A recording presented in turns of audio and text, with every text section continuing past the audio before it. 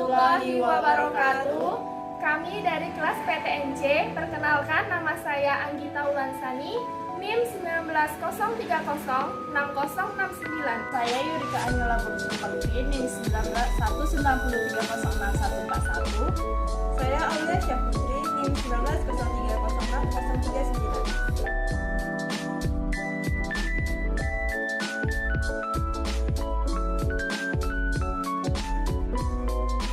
Tema digestoria pada unggas dimulai dari kafum oris, yaitu rostrumnya yang sifatnya keras. Di sekitar rostrum sampai di langit-langit parings terdapat beberapa, yaitu 7 glandula saliva. Di antaranya, yang pertama glandula maxillaris yang berada di paling ujung anterior lantai kafum oris. Ada juga glandula mandibularis, lalu ada glandula palatina, ada glandula pharyngealis, glandula angularis oculi, dan glandula lingualis, serta glandula strichoarytenoida. Kafum oris ini unggas menggunakan rostrum yang sifatnya keras dan tidak memiliki bibir seperti hewan lainnya. Bibir ini digantikan oleh modifikasi integumentum. Rostrum pada unggas ini berfungsi untuk mengambil biji-bijian yang merupakan pakan utama dari unggas dan akan mentransfernya ke crop. Selanjutnya, glandula saliva. Di dalam kafum oris, unggas memiliki glandula saliva. Glandula saliva ini berfungsi sebagai pelumas untuk memudahkan penelanan melalui pharynx dan esofagus. Pada unggas, glandula saliva tidak dihasilkan enzim, namun akan dihasilkan enzim di dalam crop dan akan bermuara di dalam gizzard. Setelah dari kafum oris memasuki pharynx, ini ialah tabung muscola membranosa pada unggas yang mendukung dan berperan di dalam sistem digesti dan sistem respirasi. Setelah itu memasuki esofagus. Iya, ini dia esofagusnya, yaitu tabung muscola membranosa, tabung mulus, saluran mulus. Memiliki panjang sampai ke crop 11 cm. Esofagus ini merupakan saluran mulus yang membentang dari pharynx menuju gizzard. Esofagus ini berfungsi untuk menyalurkan makanan menuju gizzard. Setelah melewati esofagus, makanan akan berhenti di crop. Ya, crop memiliki diameter 7 cm.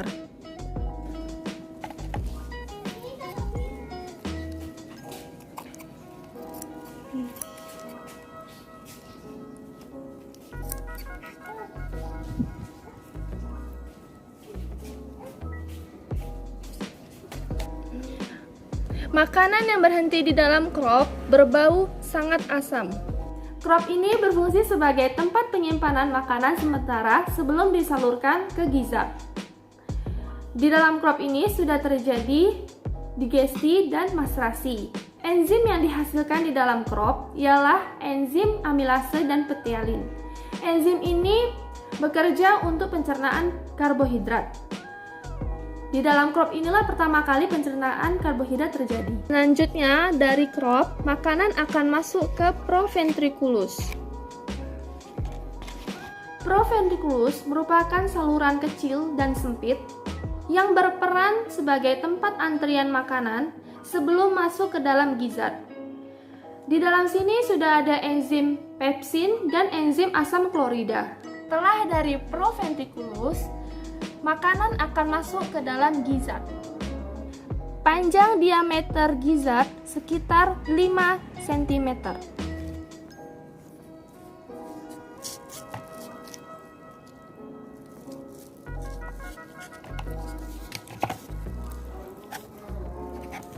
Terdapat pasir-pasir kuarsa atau batu-batu kerikil seperti ini di dalam gizzard. Ventriculus di unggas namanya gizzard. Gizzard ini berfungsi untuk mencerna makanan, dibantu oleh enzim yang tadi, yaitu enzim amilase, pepsin, tripsin, asam klorida, dan sini juga dibantu oleh grit. Grit ini ialah berupa pasir kuarsa yang membantu gizzard untuk mencerna makanannya. Setelah dari gizzard, makanan akan memasuki intestinum tenue. Pertama melewati duodenum, sepanjang yang menempel di sekitar pankreas.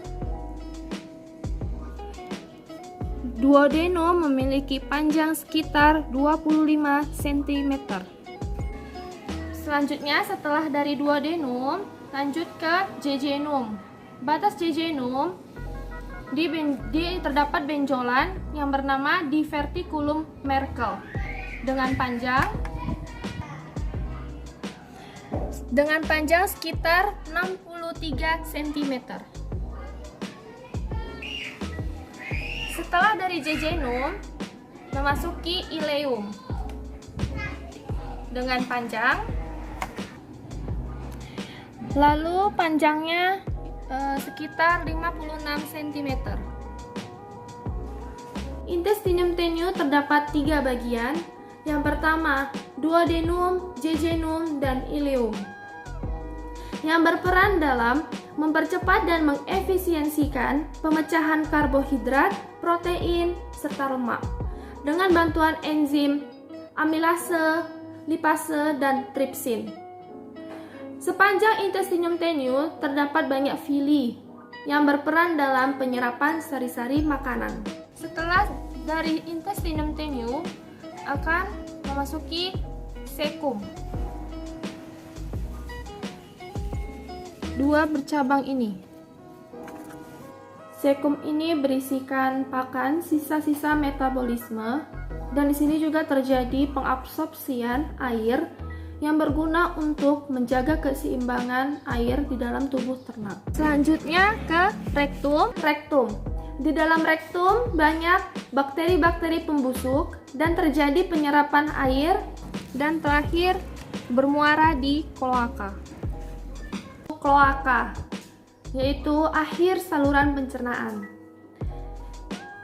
atau muara dari 3 saluran, yaitu saluran pembuangan hasil pencernaan, hasil metabolisme, dan reproduksi.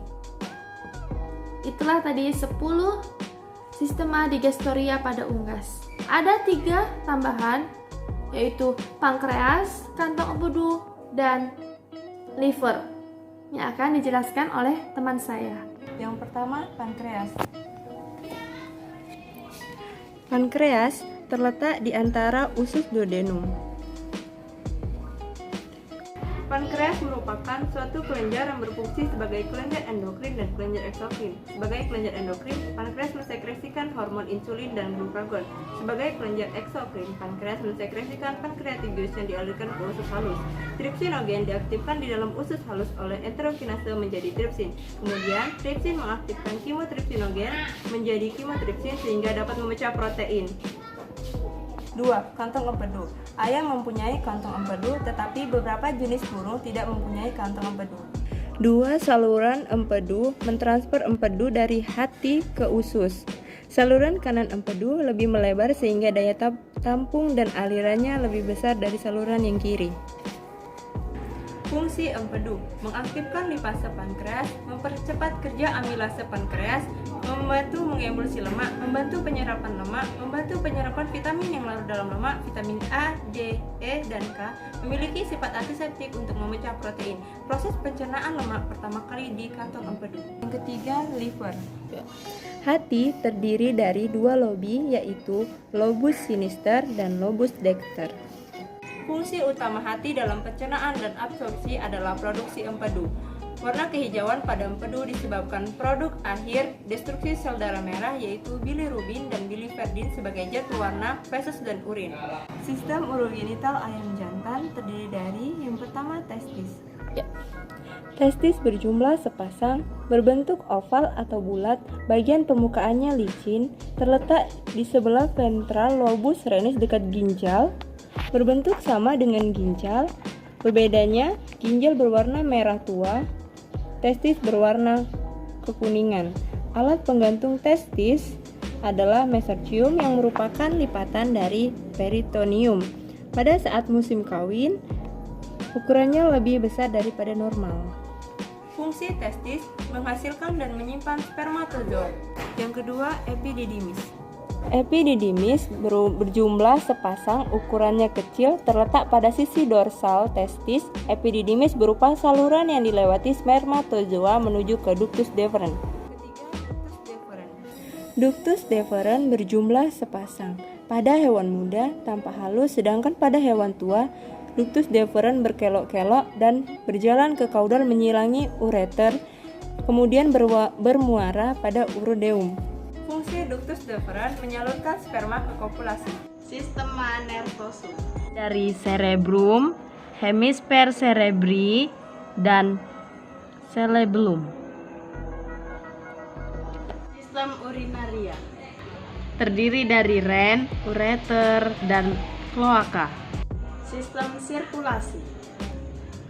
Terdiri dari nares externus, nares internus, cava moris, trakea, bifurcatio trachealis, pulmo. Terima kasih telah menonton video kami sampai akhir. Mohon maaf apabila ada kesalahan dalam perkataan. Sekian, wassalamualaikum warahmatullahi wabarakatuh. See you.